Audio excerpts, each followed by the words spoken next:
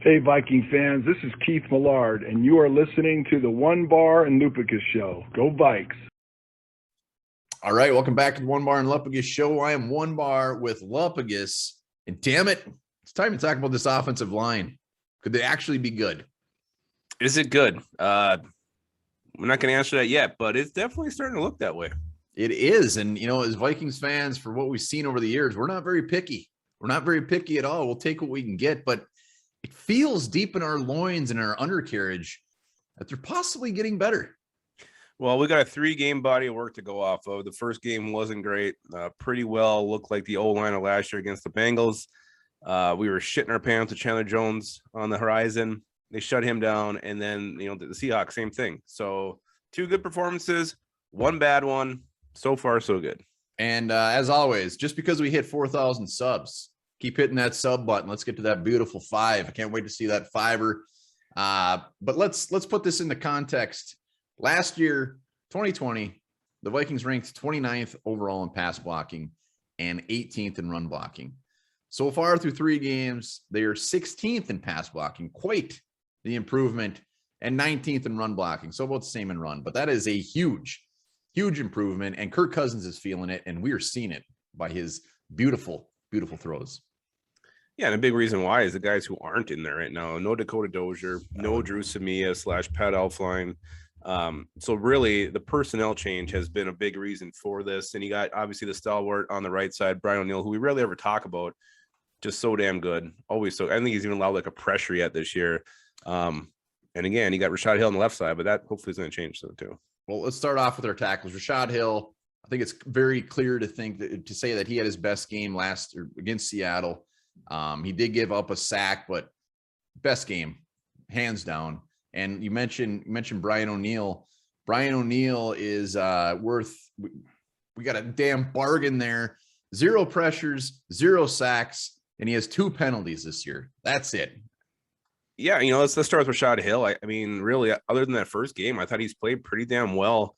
And that's what we've seen from Rashad Hill. He's had good games and stretches in the past where he's done okay. He's hung in there. The first game against the Bengals was pretty embarrassing, pretty bad. But right now he's playing well enough to where I don't feel like you have to rush Christian Darrisaw back, make sure he's 100% healthy, make sure he's 100% ready to go, understands the playbook, and is definitely ready. I don't think you have to force him on here. Rashad Hill is playing well enough right now that you don't have to make, you don't have to hurry Darrisaw back. I hope they are hurrying. I respect Rashad Hill, and I really appreciate his service to this offensive line. But I still hope they're hurrying Darrisaw fast as long as he's healthy. Well, the last thing you want, you don't want to rush him back and then, have him tweak something else. And that's my concern. So if Rashad Hill's doing the job, hey, let's just keep rolling with it right now and make sure Darrisaw is 100%. Well, and also we got to mention Bengals and Cardinals, their defense so far, they're both top 12 defenses. Seattle is the worst defense in the league right now. Yeah, maybe we're getting false hope here. Just got to put that on. No, and it's only 3 games. So, yeah, definitely. This could be we could look back in this video in months and call ourselves idiots for what we did. Oh, I'm sure we'll do that regardless of what happens with the offensive line.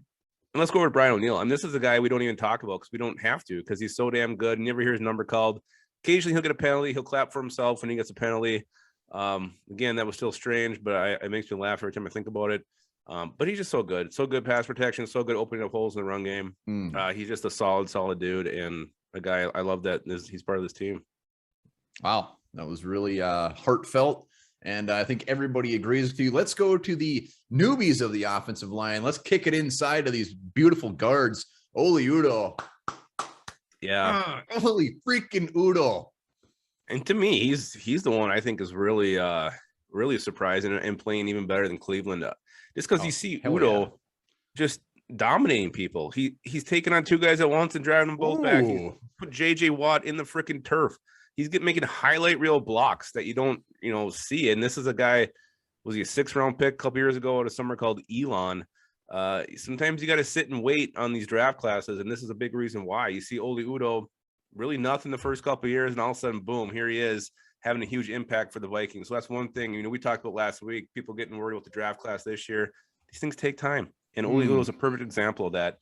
Sometimes these guys got to marinate, get up to speed, and just caught up with the speed of the NFL, and that's definitely the case with Udoh. Yeah, Oli Udoh, according to PFF, whether you love PFF or not, it is a good gauge. 10th ranked guard in the NFL right now, has given up 0 sacks, and his run blocking has been damn near beautiful at times. So Oli Udoh, we knew it was probably going to be an improvement over the guys we had last year, but this so far is looking like we might actually have a guard for the future. He's gonna want some cheddar. Yeah, for sure. And PFF is something I use to. I'm not a big fan of it, but when I want to make a point, I'll use it to help my point one way or the other. So Oli Udoh, relationship, huge. Let's go to Ezra Cleveland. He's given up 1 sack when we played the Cardinals, and even Ezra Cleveland, he's ranked 28th guard overall. So he's still in the upper half as far as starting guards in the NFL this year, which is fantastic. I mean, we Vikings keep mind effing this guy by putting him all over the place, and finally he might have found a home, and he just continues to improve, which you love to see.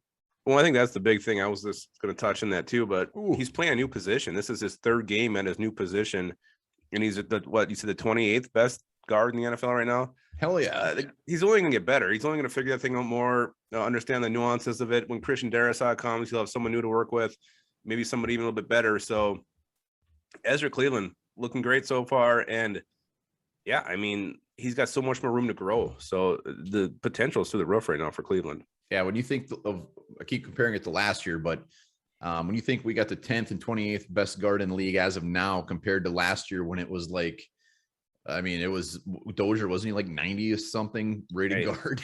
I don't even think he was on the list. So yes. And again, the whole point is all of this is paying off when you look at what Kirk Cousins is doing, what the Vikings offense is doing. So we can sit and rattle off PFF numbers and do all that, but you can see it on the field. Yeah, and the last guy we're starting to see it with is our center, Garrett Bradbury. Is he finally living up to the 18th overall pick? No, he's not. He's horrible. He's still very bad. He's on pace right now to give up more pressures than he did last year. Same amount of sacks. His pass blocking is just ridiculously gross. I stuck up for Bradbury a lot last year, thinking this was going to be the time, but I'm sorry, he just doesn't look any better. I actually thought I don't know, the last 2 games, I thought he's played better. I didn't see him get pushed back like he did in the Bengals game and every game last year, especially like the Bears, knocking into Kirk Cousins' lap. Getting his ass just handed to him. So nothing really stuck out to me when watching the games. I'm sure going back and looking at film, there probably is plenty of examples, but he's always been a good run blocker. We've seen it yesterday. We've seen it every single game. It's just his problem is he can't anchor. So the question is, if he does struggle, if he continues to have this low grade, I think Wyatt Davis is a guy you want to maybe start working in there as a potential long-term solution, because the way the left and right guard playing, I don't think Davis is going to see the field that way. So maybe center is the way to get Wyatt Davis on the field. We will see. I think they will continue to play it out with, as long as Bradbury is here, I think he's definitely going to be the starting center. And his big thing, like I said, is just the amount of pressures he's giving up as a center is disgusting. Yeah. I mean, it is what it is, but overall you look at from this line left to right. Is it good? Yeah. Right now it is good. It's good. I think right now you look at it right now through 3 games, the offensive line is good. Yes, and the Vikings are going to have one hell of a test against the Browns. Next Monday, we might be saying, is the Vikings offensive line the worst in the league? ? We will see, but that is going to be one hell of a test. Yeah, that's going to be tough. Yeah, Myles Garrett, David Clowney, who they got up front, the D tackles. I know there's beasts everywhere on that D line, so it's going to be tough. It's going to be rough. But, you look at Chandler Jones had that huge game, came back, and we shut him down. So Myles Garrett's coming off a 4.5 sack performance, I think, against the Bears. So this could also be the game that puts them on the map, not to be Debbie Downers. This could just help solidify that they're good. So we will see. Yeah, well, I think we're going to be proven right or wrong next week, one way or the other.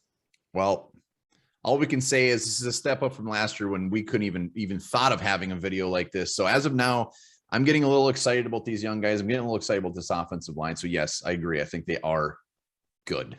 I think you can go back and say that after week 1, we never thought we'd be having a video like this. The O-line was horrible in week 1.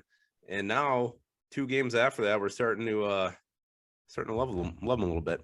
Love them. Lovable guys. And that is it. Let us know in the comments. Do you think they're good? Do you think we're absolutely batshit crazy for even talking about this? We'd love to hear it.